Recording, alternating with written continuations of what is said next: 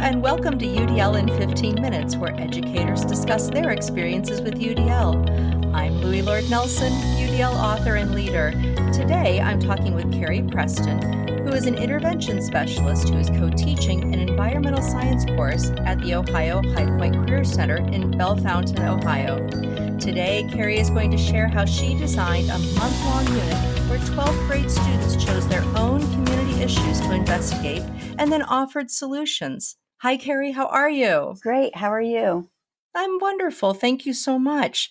So you've had a really varied background that has really informed your teaching. Could you share that background with us? Sure. Well, I was an intervention specialist for about 16 years, mostly teaching English. I taught some other subjects as an intervention specialist, and I had worked primarily with students with disabilities in a resource classroom. I ended up moving into the general ed side and teaching high school English to juniors and seniors for about 7 years, and then decided last year when a position came open in our district to go back to being an intervention specialist because I really did enjoy that, and it helped me focus on some of the aspects of teaching that helped me address all learners. I mean, I guess I worked on that a little bit in gen ed and was moving towards different ways to serve all students. But I thought being an intervention specialist would free me up to focus even more on that. So here I am 1 year as an intervention specialist again and co-teaching science this time. Perfect. And can you describe the role of an intervention specialist? Because every state, and even districts have different names for different jobs. So if you could explain that so people would understand. Sure.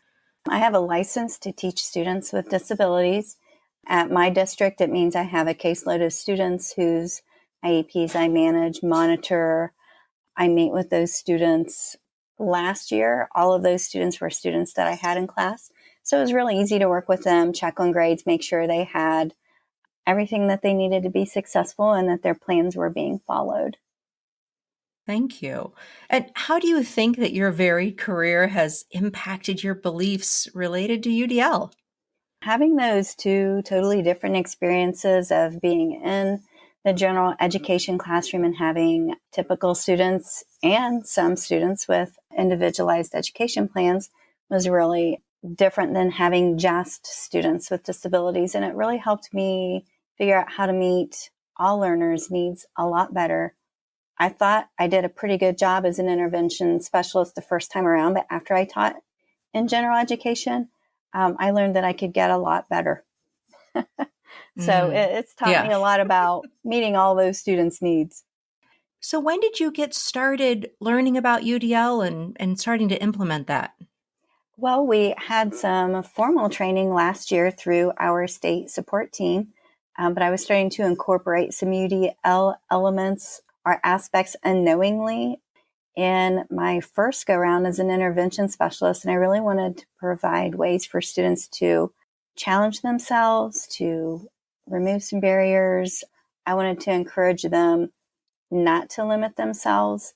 And as I got into general education, when I was teaching high school English, I saw there were a lot of students that didn't technically qualify as having a disability.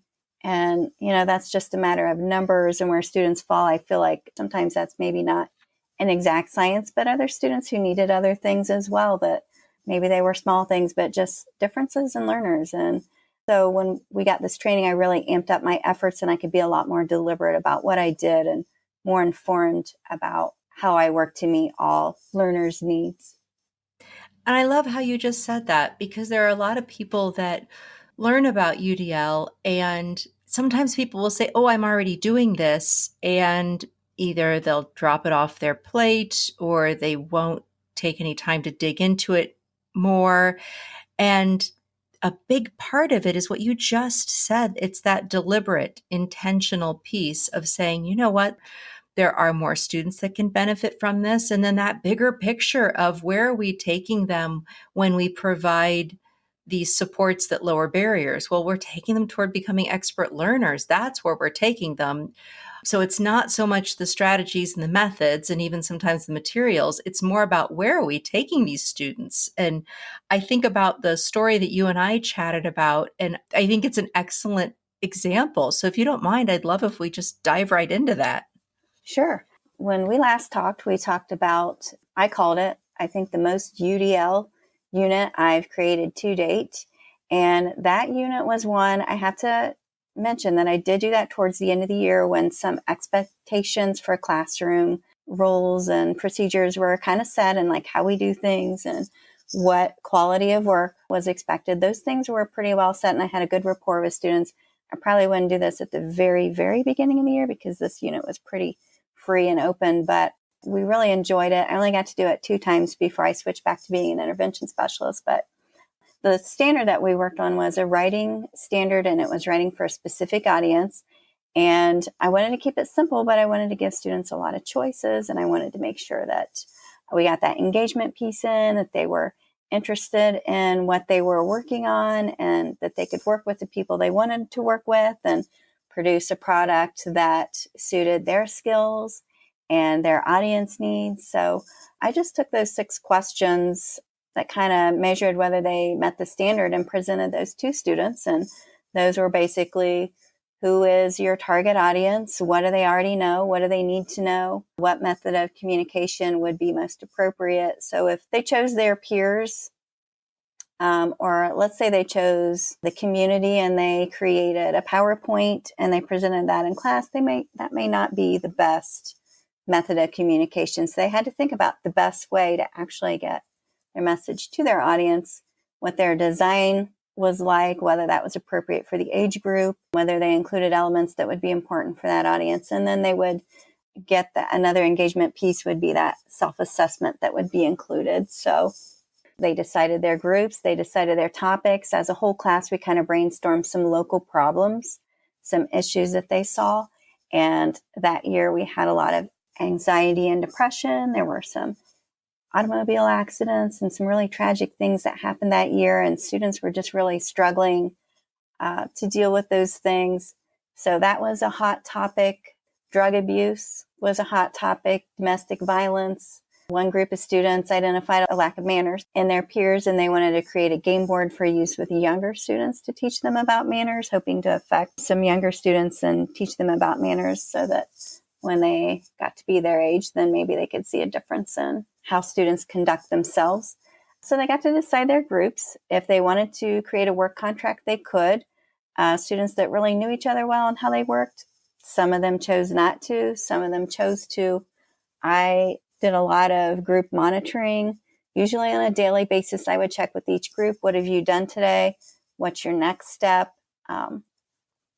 Who's doing what? So I really didn't have to do a lot of work myself, but I did do a lot of monitoring and collaborating. And this was really student driven. So the goal with those, beyond the standards, was to have a positive effect on their peers or their community, whoever their target audience was, and their end product could be anything they want. So we got game boards. We ended up with a great public service announcement video. I was really blown away by it. I'm still blown away every time I look back at it. Unfortunately, there's some little prep things you need to do before you do some multimedia projects. And we had some students that did filming and they didn't get permission from, they did some filming in the cafeteria during lunch, and we didn't have permissions for all of those students. So we couldn't share that, but it was amazing. They really did some high quality work, and they were multimedia and marketing students from our program. And I just felt like we covered a lot of the networks with this unit. Students could use browser readers to access the content. They could look at videos to research their topic or to come up with ideas. They could use text if they wanted to.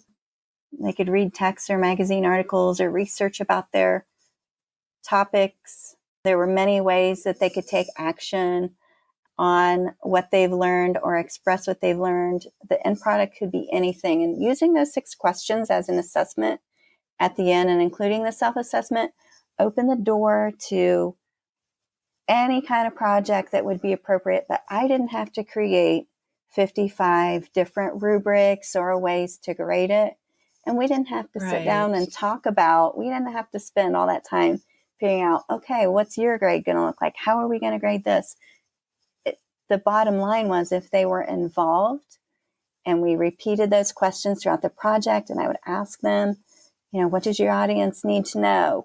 Are you sure this is the best way to communicate? Where are they going to see this the most? We had some social media pages even for some of those projects. And in the end, if they could answer those questions individually, that was the test. Go ahead. Did you give those 6 questions to them like on a checklist or anything, or did they have those written on a board so they constantly reflected on them? How did you help remind them of those questions as they went along? They were on the board all the time. I would always ask them as I did our group checks, and they were on Schoology too. We use Schoology to post materials, and sometimes I would post tips or things that they could check out, or different apps or things that they could use to create their end products for their projects. And we talked about them all the time, and I would remind them, remember, you individually, this is your grade. Even though we're working as a group, your grade is based on your ability to answer these questions and prove that you made the right choices with your project, that you and your group did, and to know why you made those choices. So it really gave me a lot of freedom, and they were so excited. They said it was the most fun they had all year in class. And that's a good thing, I felt, especially at the end of the year, to do, because I had students who were in 12th grade, and so they're thinking about graduating at the end of the year. And sometimes they get their mind a little more focused on what's coming next, and not so much, oh, we have to finish this. Oh yeah, you had them really hooked in there. Yeah, they were really hooked. And it just convinced me that I need to do more of this, not just at the end of the year, but more often throughout the school year, because it was relevant. I mean, it was open-ended. They could get and do things the way they needed to. And the products were so superior to anything that they produced when I had 95% of the control in the past. And I said, this is what we're going to do. This is how you're going to do it. I just got such a better product from such a greater percentage of students. Well, we're bouncing right up against the end, but I have one question, and maybe you can just answer it really, really quickly. So in the very beginning, when they were choosing their topics, did you have students who struggled with that? And how did you support them in identifying something that they would connect with and that relevancy would hold them all the way through? When we first started, I just created a Google survey, and I said, hey, get together, talk with your peers about problems and issues you see, and let's turn these in on the survey. And then we kind of talked as a group about what those might be. And if there were any questions, sometimes they would talk with people who plan to work in a group on a certain topic. And that really wasn't very complex. That went very smoothly. And I felt like people settled into groups pretty easily, because they all had a lot of similar ideas around 4 or 5 of the topics. And they could go with whatever topic they were interested in. If they had their own individual topic, I let them do that as well. So it worked.